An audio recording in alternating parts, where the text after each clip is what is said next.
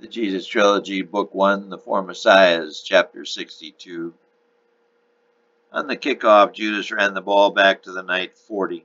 He got in the huddle and said, "Let's sweep. I'm faster than their corners. I know I can burn 'em." "Why not?" Barabbas said dejectedly. The sweep worked to perfection.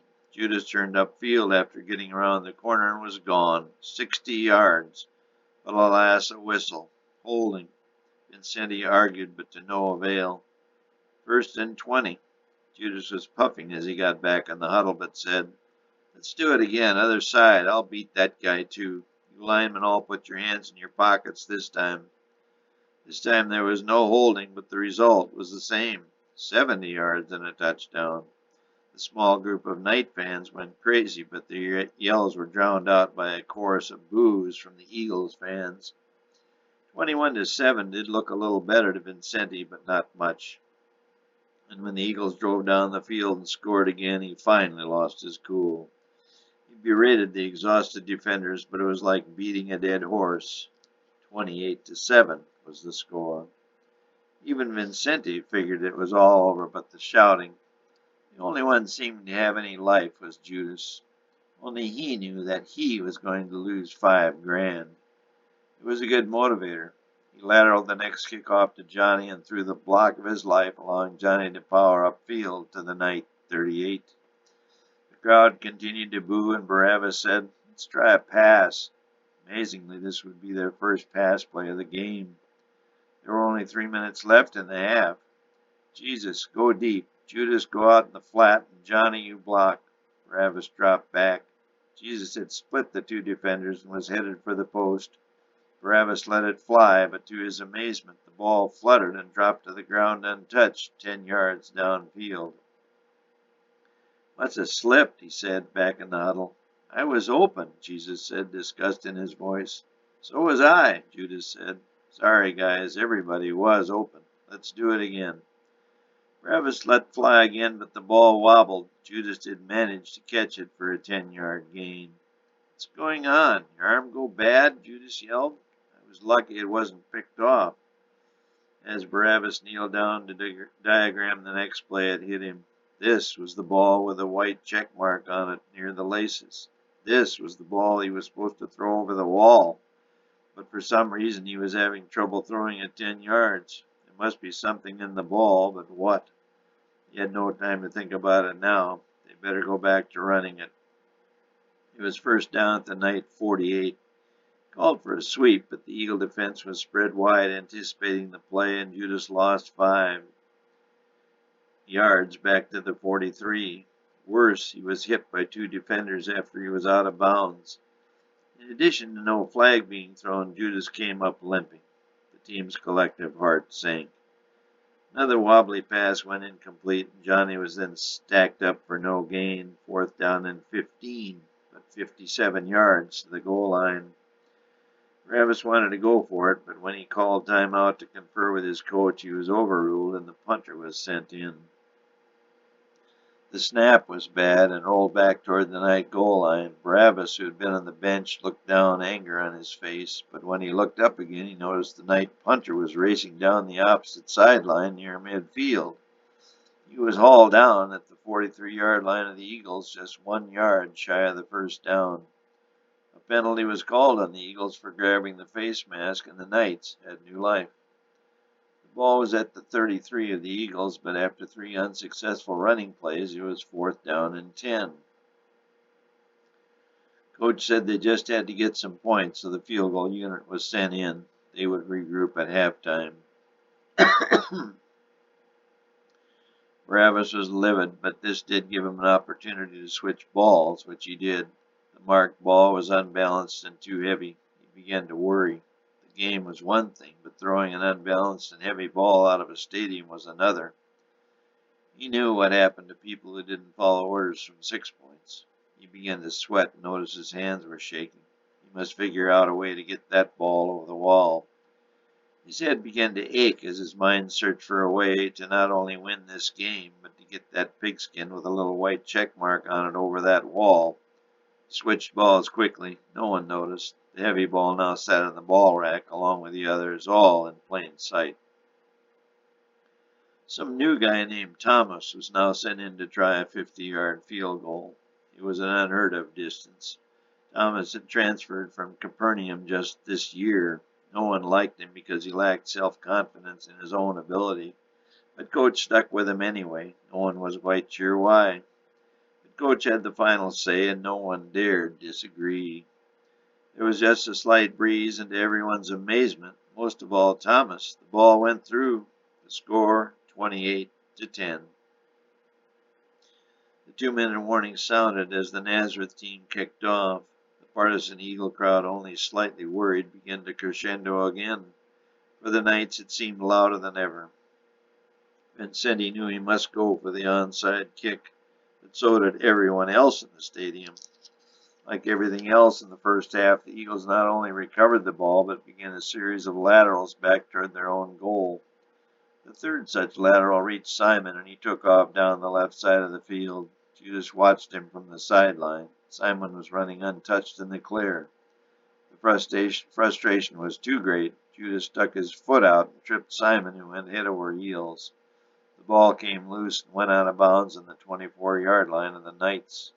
Simon got up, ran toward Judas, and hit him full force, knocking him flat. Judas lay motionless on the ground. Even so, Simon jumped on him and began pounding him with his fists. Finally, he was dragged off Judas, not only motionless, but bleeding from the mouth. After a couple of minutes, Judas opened first one eye and then the other. "What happened?" he said.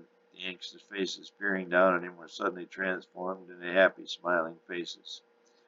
"He's too tough to die," Johnny yelled. They all gave a cheer, but though Judas seemed okay, the team certainly was not. The refs penalized the Knights half the distance to the goal. It was now 1st and 10 at the Knight 12. Suddenly fired up defense stiffened, and 3 running plays by Simon moved the ball only 8 yards to the 4. The field goal unit came on, but Simon was the holder, not the quarterback. He had switched jerseys with the holder. His was 32 and the holder's was 9. The defenders on the field didn't see this, but Jesus and the others on the bench did. They yelled, but to no avail. The result was that Simon, who wanted to bury the Knights, picked up the football and literally walked into the end zone untouched. The Eagles went for 2, and a hapless defense could do nothing. The halftime bell sounded. Eagles 36, Knights 10. The locker room at halftime was not like a morgue as one would expect when your team is on the short end of a 36-10 score. Judas' ankle was being iced down, and Johnny was working with weights. Barabbas was going over the playbook with the assistant coach, and Jesus was in the corner, meditating or something. Actually, he was praying not about the game, but about his father. He was imploring God to let his father live. He didn't know his prayers were being heard. As halftime came to a close, Coach Vincenti gave a brief speech. "Gentlemen, we had absolutely nothing go right for us in the first half, yet we were only down by 26. That's 3 touchdowns and a field goal. If everything goes right for us in the second half, and if we play just a little bit harder than our opponents, we should win. Remember 2 things. They will be complacent, and we do have more talent." He paused. "How's the ankle, Judas?" "Coach," Judas stood up on the painful swollen ankle and winced. "Coach, nothing will keep me out of this game in the second half." Coach Vincenti stood. "Let's go out and beat these guys." The 4 horsemen led the team back onto the field, heads held high. Jesus blew Mary a kiss and mouthed the words, "I love you." She returned the kiss and the "I love you" to him. On the far sideline, the East players, especially Simon, looked over and were surprised at the positive demeanor of the Knights. The Eagles were up by 26, but the Knights appeared surprisingly unconcerned. But this lack of concern was short-lived. The crowd noise rose to a fever pitch as the second half got started. The Eagles kicked the ball Judas' way. He took 2 steps forward, caught the ball, and then stood stock still as he saw the whole Eagle team bearing down on him. The last instant he lateraled the ball to Johnny, who was wide open. Johnny, with legs churning, powered his way upfield. 2 defenders reached him at the 50, and his progress began to slow. He dragged both of them another 10 yards to the Eagle, 41. Jesus was now right beside him at the last instant. Johnny lateraled to Jesus on the left sideline, but the ball was tipped by the defender and skipped through Jesus' legs and went out of bounds. The ref nearest the play threw the yellow flag. Johnny thought it was just to mark where the ball went out of bounds, but the ref called a penalty for an illegal forward lateral. Johnny went over and berated the ref as he was prone to do. The defender tipped the ball, he screamed to the ref, but it didn't do any good. The ball was marked off 10 yards to the Eagle, 49. Well, at least we're in Eagle territory, Barabbas said as he called the next play. Yeah, and we're going to spend the entire second half there, too, Johnny said, still livid about the penalty. Barabbas was a shrewd quarterback, and he wanted to take advantage of Johnny's fire, but the deficit they were facing would not allow them to run much. They would need to air it out. Johnny, I'm going to look deep, but if there's nothing there, I'll do a check off screen. Be alert, Barabbas said. Right. Barabbas was correct. The Eagles went into a prevent defense, and Jesus and Judas were double covered. Johnny was wide open. He took the ball at the 40 and chugged down to the 27 before several tacklers converged on him. 3 failed passing plays left them with a 4th and 10 on the 27. Vincenti looked over at Thomas. They had to have some points. In came the reluctant field goal kicker, but again, to everyone's surprise, and most of all Thomas, he nailed the 42-yarder. Score 36-13. On the next possession, the Eagles marched down the field, but at last on the 10, the defense stiffened and a chip shot field goal made it 39-13. No progress, thought Vincenti. What shall we do? Judas overheard his mumbling and said, Look, I think it's time for the old quick kick. Vincenti raised his eyebrows. Well, the situation's getting desperate, he admitted. Maybe so. He thought some more. Take in the play. Judas went in with the play. It was 1st and 10 on their own 40. Barabbas came out, and Thomas was sent in to punt.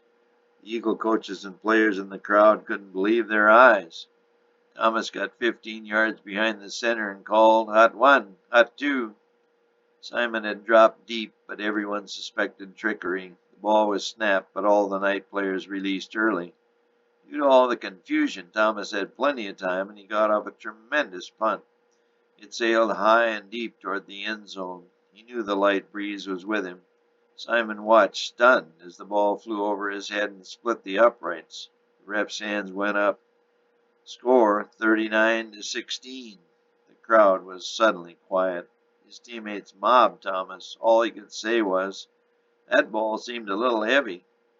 A punt that was supposed to back the Eagles against their goal line was now suddenly worth 3 points. The Eagles coach tried to fire up his team, but Simon was rattled and fumbled the next kickoff. The Knights recovered on the next play. Johnny powered over right guard. He was not to be denied. Thomas' extra point was good, and suddenly the score was 39-23. After another 3-and-out by the Eagles, Thomas made another short field goal, and as the bell sounded to end the third quarter, the crowd was suddenly quiet. Score 39-26.